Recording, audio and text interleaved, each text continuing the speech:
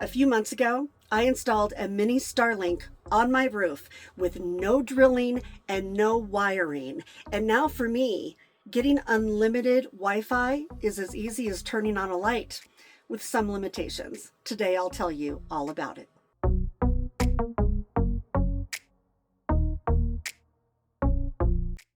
Good morning, YouTube and Patreon. Happy Sunday. I hope you're all doing well out there.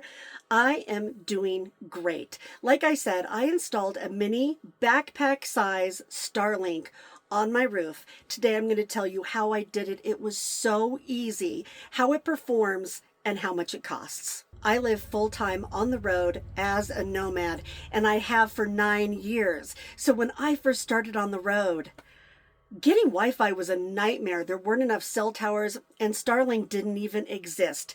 So when I first got Starlink, I guess about 3 or 4 years ago, it was an absolute life changer for me. I got the version 2 dish, which you can see here. And it was a lot better than having to hunt for a cell tower and then deal with the very, very slow uploads and downloads. But I still had to worry about trees and rocks and tall buildings and weather. And also, the version 2 dish was so bulky. Here's a picture of it.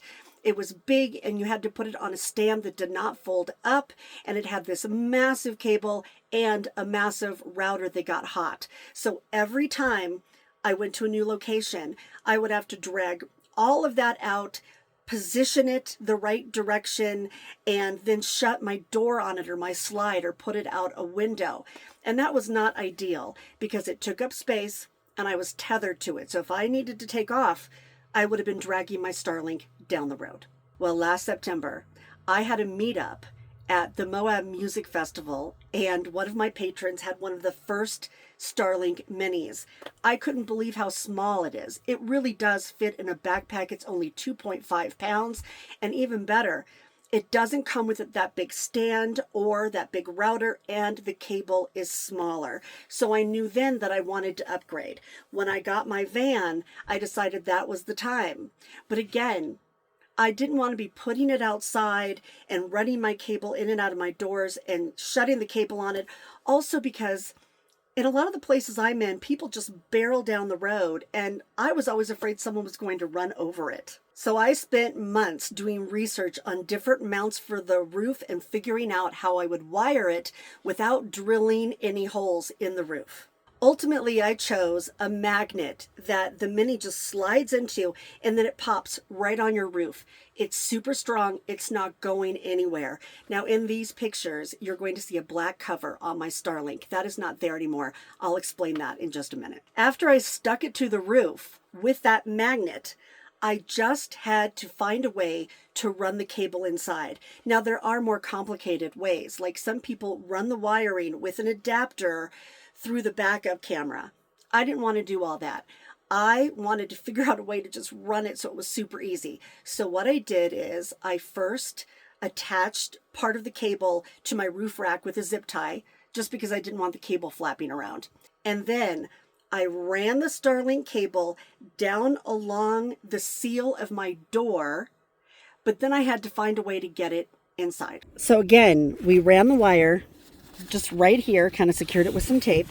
And then to get it inside so I can shut the door, we put it through this hinge right here. And just for anybody else that has a ProMaster, I want to tell you there's a little tab right here.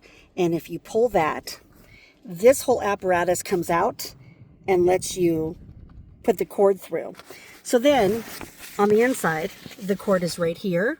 Now, if that wasn't easy enough, I found a way to make it even easier with a Gizmo that I found on Amazon, and I'll put the link for this below as well. This is the best Gizmo that I got to go with my Starlink. Up here on the wall, you can see I have a little remote that I put onto the wall with a magnet. And what this does is it controls the power on 3 plugs in my house. I'm going to show you where the Starlink is plugged in here in just a second. But I don't want the Starlink to be running all the time, especially when I'm going down the road, because it's constantly going to be searching for satellites, and that takes a lot of power and it gets hot, and I don't want it to do that. But because it's plugged in back there, I don't want to have to go back there and unplug it every time I go to travel.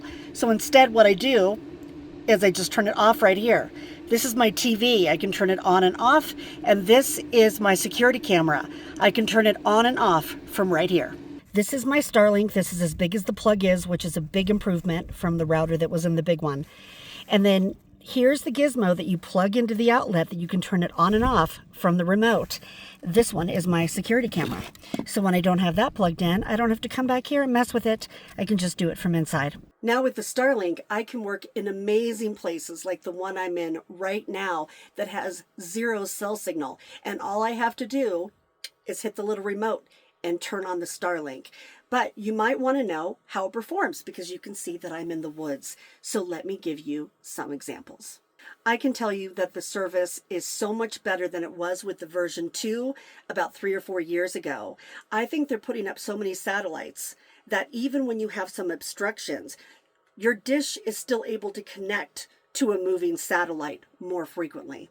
Here you can see that I'm camped on a beach with no obstructions. And when I did the speed test, it was going up to sometimes over 200 megabits. Here's another example where I was camped in a spot that was about 50% covered with trees. You can see that on the Starlink app. When I ran the speed test, I was still getting about 145 megabits, but I would have every once in a while a little blip where the service would get a little interrupted. And here's another example where I was mostly covered with trees. I could still connect to the satellites, but I was getting about 32 megabits. And if I went into the Starlink app, I could see that there were little obstructions and it kept dropping the signal and then reconnecting. So I can still camp in places where there are obstructions. If I need to send a text message or download something really quick, it's no problem. But if I want to upload something or I have a video meeting or something, I cannot do it with those kinds of obstructions. But it's no big deal because I just drive forward a little bit. Like you saw earlier, the Starlink has to be plugged into a regular wall outlet to work, which means if you're in a van or an RV or a schoolie like me, you need to have your inverter on and plug it in.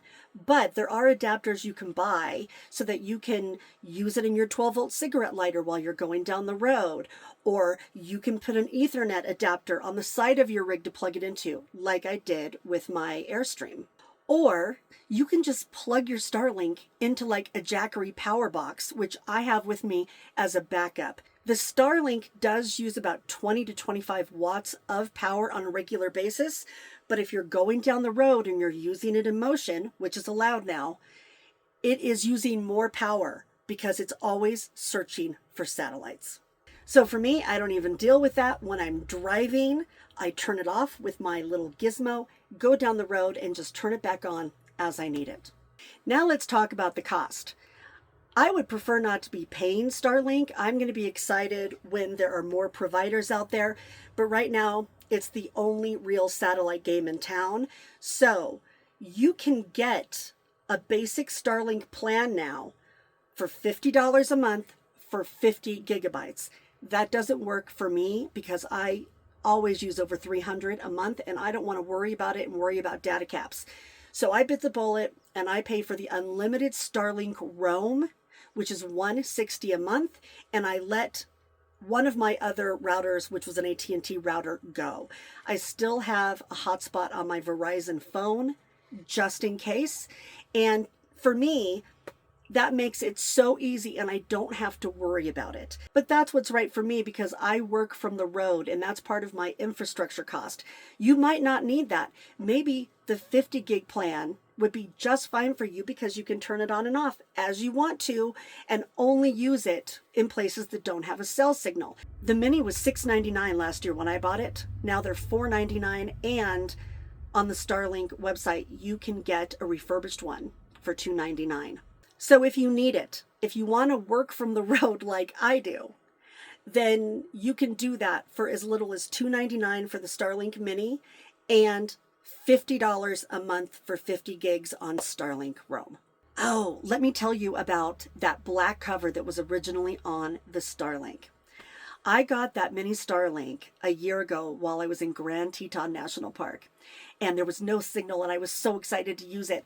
And so I propped it up on my windshield like I had seen some other people do, and ran the cord inside, shut my door on it because I didn't have the roof solution yet. And it was sitting there, and the next morning I went to warm up my car, and the automatic windshield wipers came on and knocked my little baby mini Starlink on the ground, and I got a little crack in the frame. It worked fine after that, and Starlinks are meant to be weather resistant. They're meant to take hail and snow and rain and heat and all that stuff. But I thought, why not? It's a silicone cover that does not obstruct the signal at all. I was really surprised by that, and I thought that was a win. Well, after I mounted it on the roof and had that cover on, if I was using the Starlink and it was even 72 degrees outside, my Starlink would turn off and I would get a "your Starlink is overheated" notice. What was happening was that black silicone cover was trapping the heat inside. So I had to find a ladder and take it off the Starlink, which is still on the roof. That was 2 months ago. And I have been in almost 100-degree heat and have been using it all day and have never had the problem again. So do not get the black cover. I'm considering getting one of the white or the clear silicone covers. I don't know if I need it. I worry a little bit because my little baby has a crack in it. But don't get the black one. Okay, I hope you guys found this helpful. Again, I will put the link for the little gizmo that turns things off and the Starlink magnet down below. And Patreon people, I'll see you even later on this week with another new video. And YouTube people, I'll see you pretty soon. Until then, everybody out there, have happy travels and be free.